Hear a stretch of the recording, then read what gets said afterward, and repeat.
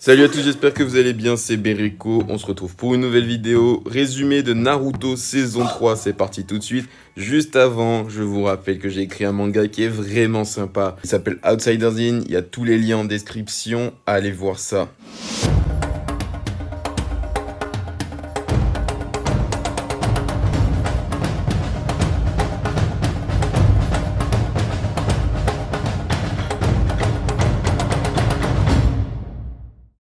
Dans le premier épisode de la saison 3, Naruto va rencontrer Jiraiya, l'héros Sennin, l'ermite Panette. Il a plein de noms. Jiraiya, il a aussi le nom du Sannin légendaire. Le Sannin légendaire, c'est un des 3 ninjas légendaires de Konoha, avec Orochimaru et Tsunade. Tsunade, on entendra parler d'elle plus tard.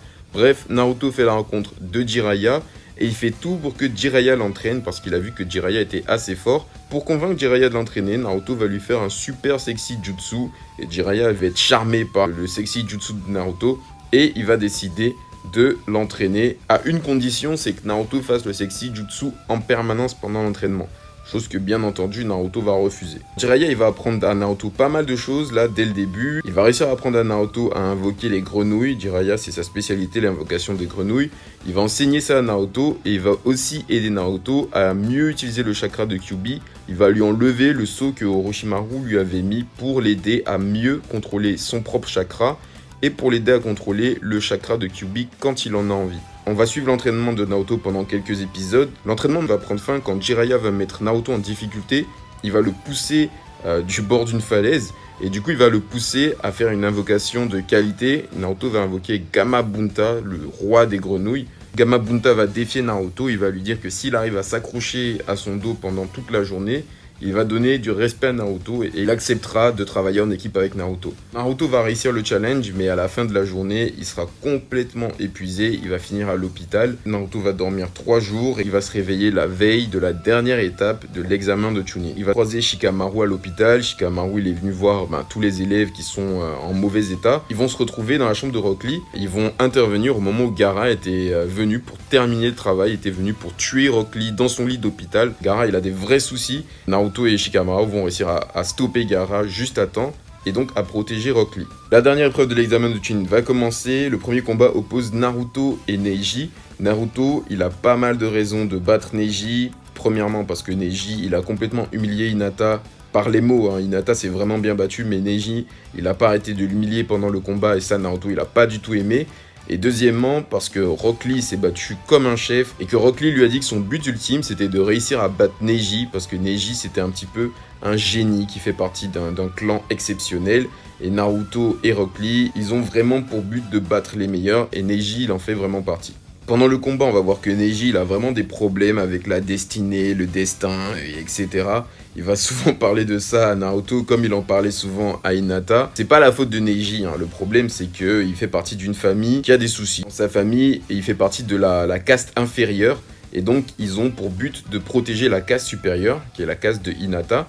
Et Neji, il souffre de ça. Il souffre du fait que sa famille soit une caste inférieure. Il est soumis aux règles de sa famille et donc il pense que tout le monde doit être soumis aux règles de la destinée. Du coup, Naruto, pour Rock Lee, pour Hinata et pour lui-même, il va battre Neji, il va donner toutes ses forces, il va donner tout ce qu'il a pour battre Neji. Il va faire preuve de pas mal de stratégies et ça c'est plutôt cool parce que Naruto, on a tendance à penser qu'il est complètement débile, mais quand il s'agit de se battre, il va vraiment réfléchir, il va vraiment essayer de trouver les points faibles de ses adversaires pour gagner. Et c'est ce qu'il fait contre Neji, et c'est vraiment pas mal. Il y a une scène assez symbolique à la fin du combat avec un oiseau qui s'envole. C'est la scène symbolique qui montre que Neji, il comprend qu'il est en cage et qu'il est temps de sortir de la cage. Naruto, il lui dit que quand il sera Hokage, il va changer les choses pour son clan. Il y a pas mal de choses importantes à retenir de ce combat. Il était vraiment pas mal. Le deuxième combat, il oppose Kankuro, le frère de Gaara, à Shino. Et Kankuro va déclarer forfait, ce qui va surprendre un petit peu tout le monde. Shino gagne le combat par forfait.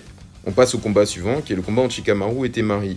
Shikamaru va montrer à quel point il est malin, à quel point il est stratège. C'est un super combat là encore. Shikamaru, il est clairement pas puissant. C'est pas un mec puissant.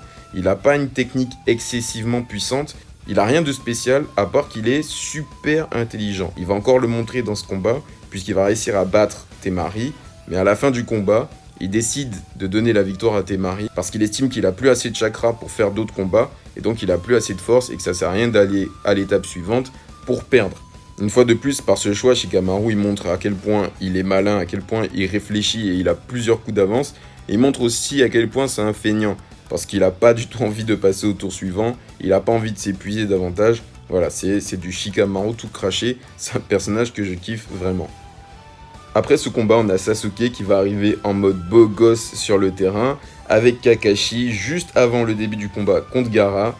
Sasuke, pendant son combat contre Gaara, il va réussir à le toucher comme Rock Lee l'avait fait avant lui. Rock Lee c'était le premier à le faire. Sasuke c'est donc la deuxième personne qui arrive à toucher Gaara, qui arrive à faire mal à Gaara et qui arrive à le blesser. Ce combat-là, il sert vraiment à montrer à quel point Sasuke est devenu balèze et il sert aussi à montrer à quel point Gaara pète des câbles et ne sait pas se contrôler. Le combat Sasuke-Gaara, c'est un combat assez mythique parce que Sasuke, pour la première fois, il va utiliser le Chidori.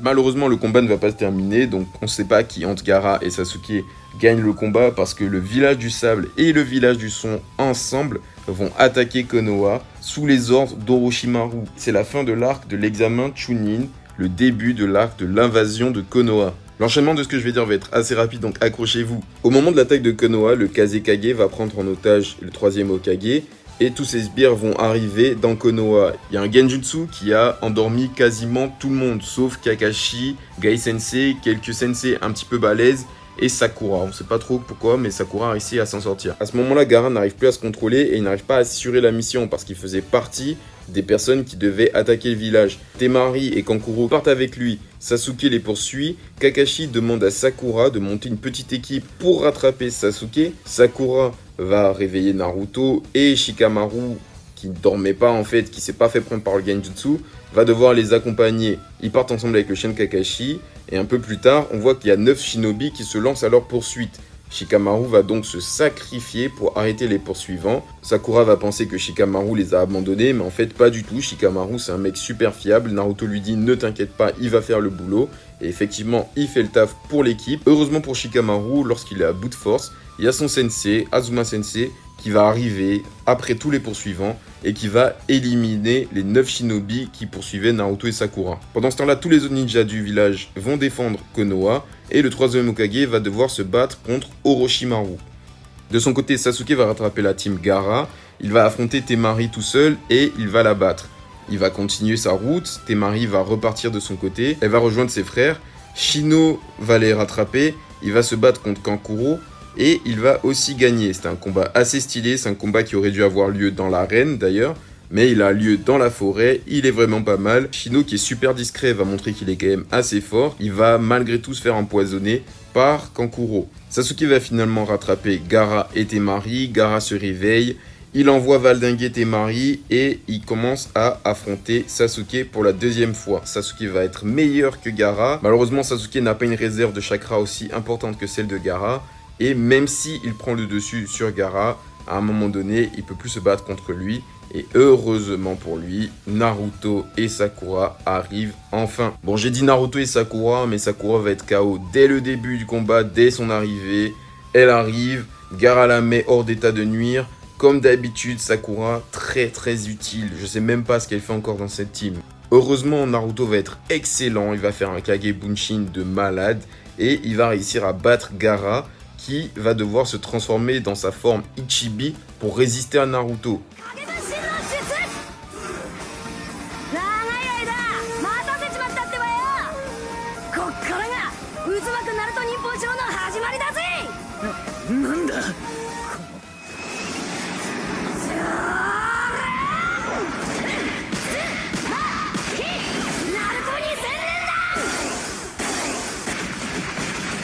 Naruto va devoir invoquer Gamabunta et à 2 contre 1, ils vont se battre contre Ichibi et ils vont réussir à rivaliser avec lui. Après un combat acharné entre Gamabunta qui s'est métamorphosé en renard et Ichibi, Naruto va réussir à vaincre.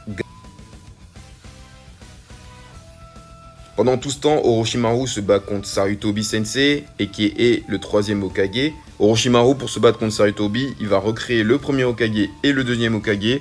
On a alors un combat entre 3 Hokage qui est vraiment stylé. Sarutobi va tout donner, il va réussir à tuer les 2 copies de Orochimaru des 2 premiers Hokage. Malheureusement, il ne va pas réussir. La saison se termine sur 3 faits importants. Le premier, c'est que Naruto a réussi à battre Gaara, mais il ne l'a pas juste battu, il lui a aussi donné une leçon d'amitié, une leçon d'amour qui était vraiment importante.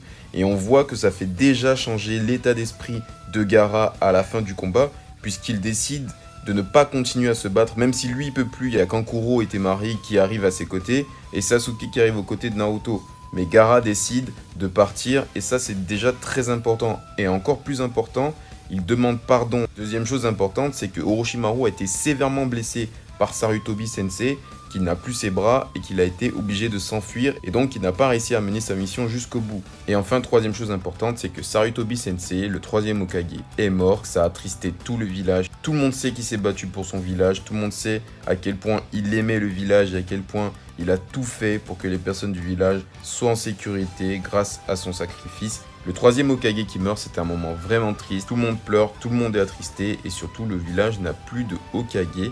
Donc on se doute que le prochain Hokage va arriver bientôt. Une fois de plus, la saison était assez intense. On voit que saison par saison, l'intensité va monter crescendo, et aussi épisode par épisode. La saison commence tout doucement avec l'entraînement de Naruto, avec ensuite le tournoi entre les Genin qui est déjà assez intéressant, et puis l'invasion du village qui est vraiment ouf, qui est complètement incroyable, et qui se termine avec la mort de Sarutobi. J'espère que vous avez kiffé ce résumé. N'hésitez pas à mettre votre petit like, à vous abonner à la chaîne, à aller voir mon manga comme je vous ai dit au début de la vidéo. Et moi je vous dis à très bientôt. Ciao ciao.